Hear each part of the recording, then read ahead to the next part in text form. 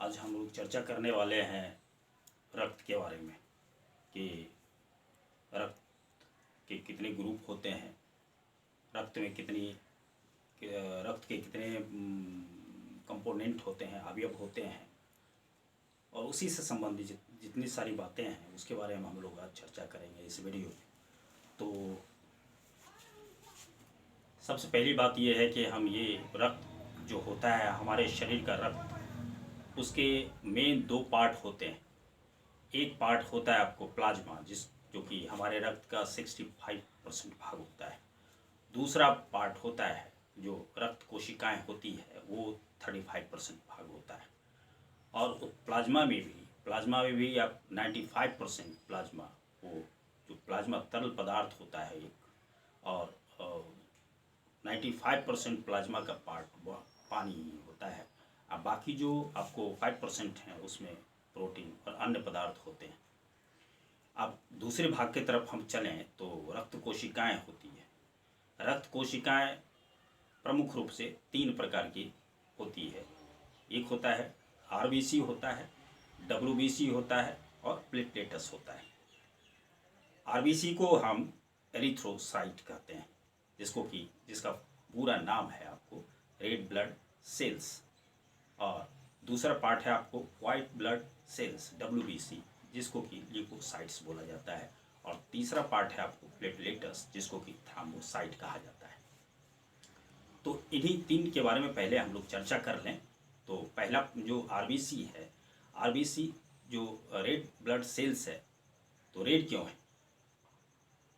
Red इसलिए है कि उसमें एक पिगमेंट पाया जाता है उस सेल में, वो होता है हीमोग्लोबिन। उसी के कारण जो रक्त का जो कलर है, रंग है, वो लाल दिखता है। और ये हीमोग्लोबिन का क्या काम होता है? हीमोग्लोबिन का काम होता है कि शरीर के विभिन्न भागों में ऑक्सीजन को पहुंचाना और विभिन्न भागों से कार्बन डाइऑक्साइड को लेकर के वापस लाना। ये जो रेड ब्लड सेल्स होता है, इसकी लाइफ 120 दिन का होता है। 120 दिन में ही ये इनका जो लाइफ होता है 120 दिन का होता है। अगले हम लोग सेल्स में चलें तो वो वाइट ब्लड सेल्स होता है, जिसको कि अभी हमने चर्चा किया कि ये ल्यूकोसाइट्स होता है।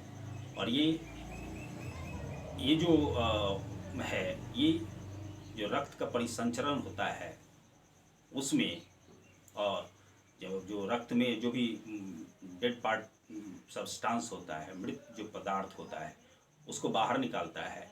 और दूसरी बात है, ये जो बैक्टीरिया हमारे शरीर में है अटैक करता है, उससे ये हमारे शरीर को भी रक्षा करता है, जो डब्ल्यूबीसी है।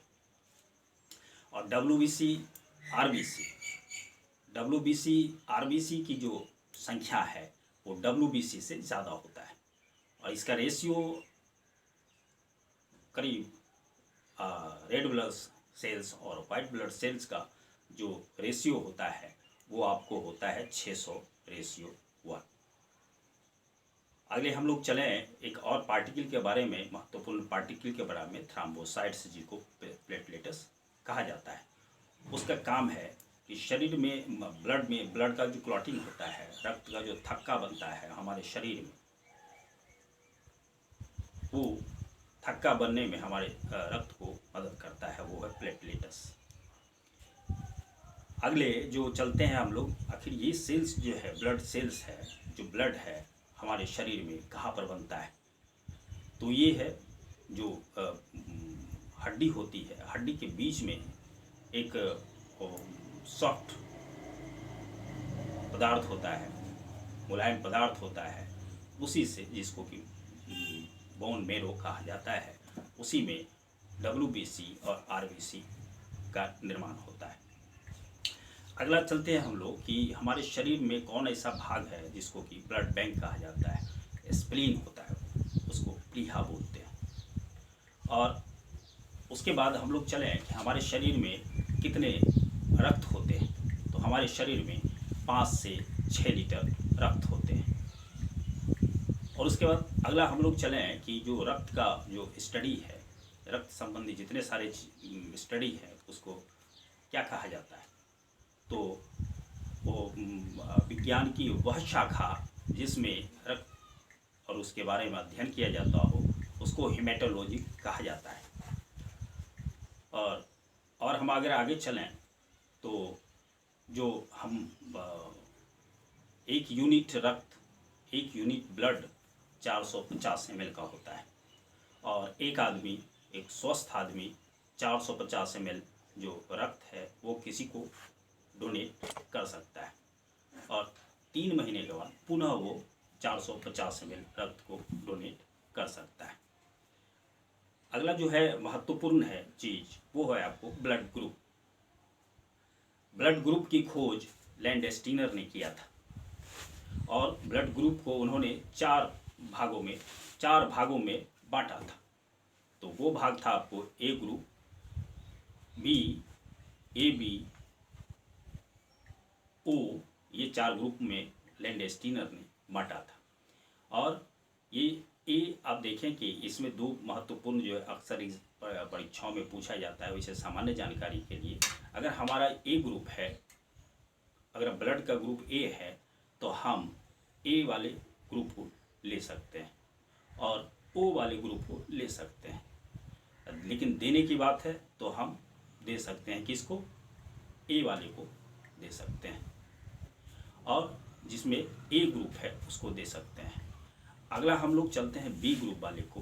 तो बी ग्रुप, अगर हमारा बी ग्रुप है तो हम बी ग्रुप वाले को डोनेट कर सकते हैं और ले किसको सकते हैं? बी को ले सकते हैं और ओ को ले सकते हैं। ए बी वाली बात है, ए बी ग्रुप का जो आदमी होता है वो ए बी वाले ग्रुप को दे सकता है और लेने की बात है तो ए वाले को ले सकता है, बी वाले को ले सकता है और ए बी वाले को ले सकता है और ओ ग्रुप वाले को ले सकता है। और ओ ग्रुप का जो होता है वो सभी को दे सकता है, लेकिन लेने की बात हो तो सिर्फ ए ग्रुप ओ ग्रुप वाले को वो ले सकता है। इसलिए ए बी ग्रुप वाले को यूनिवर्सल रिसिपिएंट कहा जाता है, सब ग्राही, सभी को ग्रहण करने वाला। और जो यूनिवर्सल डोनर है वो ओ ग्रुप वाले को कहा जाता है, वो सभी ग्रुप वाले को वो दे सकता है। तो और है रक्त परिसंचरण तंत्र। रक्त जो हमारा रक्त है परिसंचरण करता है वो किस तरह तंत्र के द्वारा करता है, कौन कौन से अंग से ये परिसंचरण होता है, इस संबंध में जो स्टडी हुआ था वो विलियम हार्वे ने किया था। इसलिए रक्त परिसंचरण तंत्र का उन्हें जनक भी कहा जाता है, फादर भी कहा जाता है।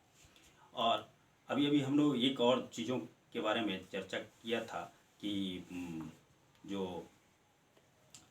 प्लीहा के बारे में, स्प्लीन के बारे में, वो ब्लड बैंक उसको ब्लड बैंक कहा जाता है। तो दोस्तों आज के वीडियो में बस इतना ही। मैंने जितने सारे महत्वपूर्ण चीज़ था ब्लड के बारे में, इसके बारे में हम लोगों ने अभी जिक्र कर दिया है। और इसके अलावा आप देखेंगे सामान्य जानकारी के लिए और कुछ भी नहीं है, बस संपूर्ण जानकारी। ये वीडियो आप देखिए और संपूर्ण जानकारी ब्लड के बारे में आपको पता चल जाएगा। आज के वीडियो में बस इतना ही। नेक्स्ट वीडियो में किसी और टॉपिक को लेकर के आऊँगा। Thank you.